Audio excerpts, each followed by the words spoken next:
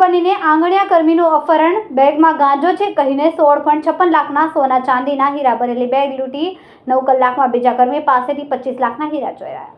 સુરતમાં અમદાવાદની આર મહેન્દ્ર આંગણિયા પેઢી કર્મચારીઓ જોડે 3 દિવસમાં એક કર્મી પાસે લૂંટની તો બીજા સાથે ચોરીની ઘટના બની છે। વરાછાની વૈશાલી 3 રસ્તા ઉપર જ બંને વખત કર્મચારીઓ ભોગ બન્યા હતા।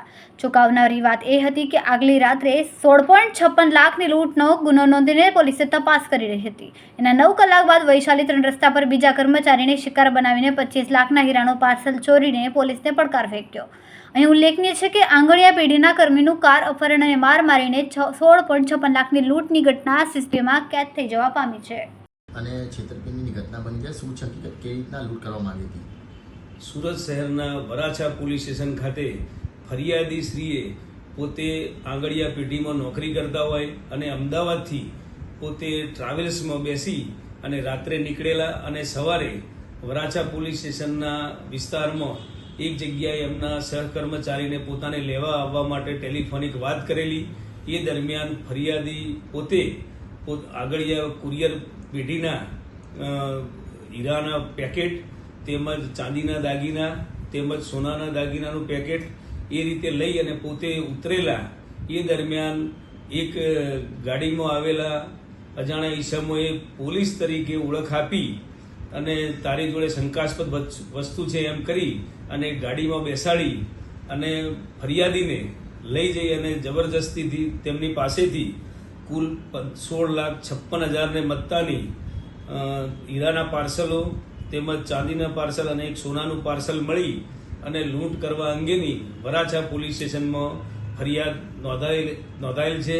આ બાબતે વરાછા પોલીસ સ્ટેશનની જુદી જુદી ટીમો બનાવી અને ગુનો શોધી કાઢવા માટે કાર્યવાહી હાથ ધરવામાં આવેલી છે, તેમજ હ્યુમન અને ટેકનિકલ ઇન્ટેલિજન્સ આધારે પણ કાર્યવાહી હાથ ધરવામાં આવેલી છે। સાહેબ, બીજો પણ એ જ પેઢીમાં બનાવે, આ કઈ પેઢી છે અને બીજી કઈ રીતના બનાવ બની છે, કેટલાનો છે? તેમજ આ આંગણિયા પેઢીના અન્ય કર્મચારી કે બીજી બસમાં આ જ રીતે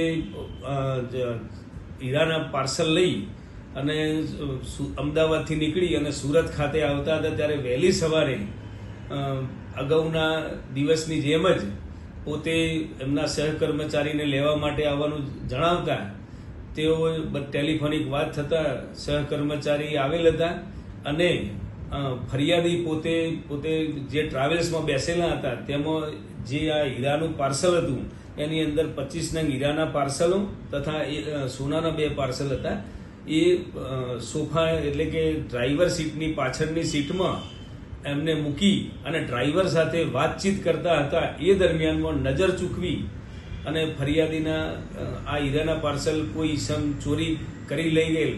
આમ બંને જે ફરિયાદો થયેલ છે તેમાં R Mahendra Kumar and company કે જે આંગણિયા પેઢી છે એની સુરતમાં પણ બ્રાન્ચો છે, એ રીતે અમદાવાદ અને ગુજરાતમાં પણ અન્ય બ્રાન્ચો આવેલી છે।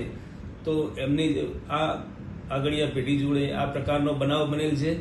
વરાછા પોલીસ સ્ટેશન તેમજ સુરત શહેરની અન્ય ઝોન 1 વિસ્તારની પોલીસની ટીમો આ બંને ગુનાનો ભેદ ઉકેલી કાઢવા માટે હ્યુમન અને ટેકનિકલ ઇન્ટેલિજન્સથી તેમજ અન્ય ટેકનિકલ ઇન્ટેલિજન્સથી વર્કઆઉટ કરી રહી છે અને આ બાબતે ગુનાનો ભેદ ઉકેલી કાઢવામાં આવશે।